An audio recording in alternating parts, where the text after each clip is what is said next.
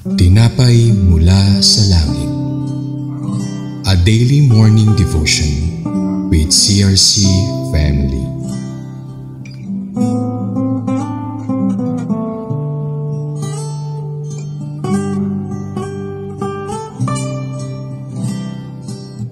Isang mapagpalang umaga po sa bawat isa. Ako po si Ivan Lumabe mula po sa CRC Calabanga. Samahan niyo po kami sa ating programang Tinapay mula sa langit, ang pang-araw-araw nating devotion sa salita ng Diyos. Ngunit bago po tayo magpatuloy, tayo muna po ay manalangin. Panginoon, pinupuri ka po namin na tinataas sa mga oras na ito. Patuloy po kami, O Diyos, na nagpapasalamat sa panibagong araw at umaga, Panginoon. Patuloy na lakas, Panginoon, patuloy mo ipinagkakaloob sa bawat isa. Maging sa oras po na ito, kami, Panginoon, ay nagpapakumbaba at humingi ng tawad sa aming mga nagawang pagkakasala, sa isip, sa salita at sa gawa. Continue to clean our hearts and mind nang maging karapat-dapat po kami sa pakikinig ng iyong banal na salita. Dalangin po namin ang iyong pangunguna at patnubay nang sa ganun ay maunawaan po namin ang nais mong iparating ngayon sa bawat isa. Maging sa akin na magbabahagi po ng iyong salita. Kayo na po ang magbigay sa akin ng karunungan na nagmumula sa iyo nang maihayag ko ng maayos ang iyong mga salita at naayon sa kalooban mo. Ano man ang lumabas sa aking bibig, nawa ay magsilbi itong kalakasan ng bawat isa. Bless those people who are listening to your words today. This is our prayer in Jesus' mighty name. Amen. Ngayong umaga ay matutungayan natin ang salita ng Diyos sa Numbers 31 verse 1 to 2. Ang title po ng ating mensahe ngayon ay God commands Israel to take vengeance on the Midianites. Sabi po dito, the Lord says to Moses, take vengeance on the Midianites for the Israelites. After that, you will be gathered to your people. In the book of Numbers, we see many instances where God gives direct instructions to Moses and the people of Israel. At isa po sa mga instances na ito ay makikita po natin in the book of Numbers 31 verse 1 to 2. Wherein God commands Moses to take actions against the Midianites. This passage teaches important lessons about justice, obedience, and preparing for the future. The Lord says to Moses, take vengeance on the Midianites for the Israelites. God wants Moses to lead Israel in punishing the Midianites because they led the Israelites into sin. This shows that God cares about justice and wants to right the wrongs done to His people. Ang utos po ng Diyos na maghiganti sa kanila ay nagpapakita na seryoso ang Diyos pagdating po sa kasalanan at nais niya ng hustisya. Dapat po nating maunawaan na ang kasalanan ay hindi biro. Ito po ay nakakasira sa ating relasyon sa Diyos. We are reminded that God is a righteous judge. In our lives, we should strive to uphold the standards of holiness and avoid leading others into sin. We should also trust that God will handle injustices and seek to do what is right in our lives. Take vengeance on the Midianites. Moses is told to follow God's command even though it is a difficult task. Yung willingness ni Moises na sumunod ay nagpapakita po ng kanyang tiwala sa plano ng Diyos. Tulad po ni Moises, dapat rin po magkaroon tayo ng pusong marunong sumunod sa Diyos. And as followers of Christ, we are called to obey God's instructions kahit po mahirap.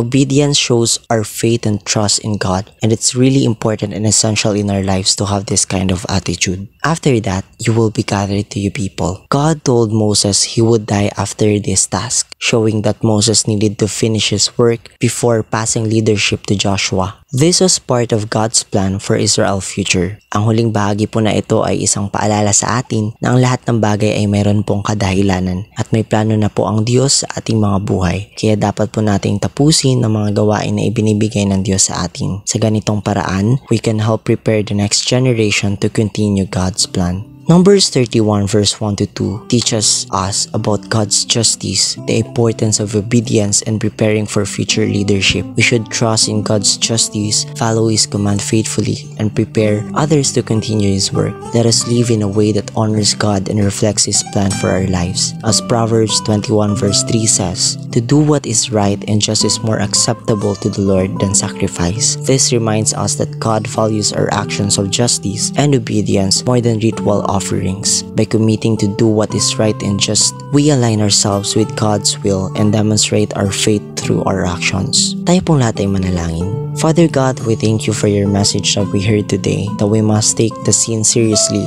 and never disobey you. Help us, Panginoon, to live according to your will, faithfully following your commands and preparing others to continue your work. Thank you, Lord, for the life of the people who listen your words today. Continue to bless them and teach us to be a good follower. Thank you for the wisdom that you give to us. This is our prayer. In Jesus' name we pray. Amen. Thank you everyone for listening to the Word of God. Please be with us in our next episode tomorrow at 5:30 a.m. Philippine time for daily devotion and meditation of the Gospel. You are free to share this video so that many could be blessed by God's Word. Now please don't forget to click the notification bell.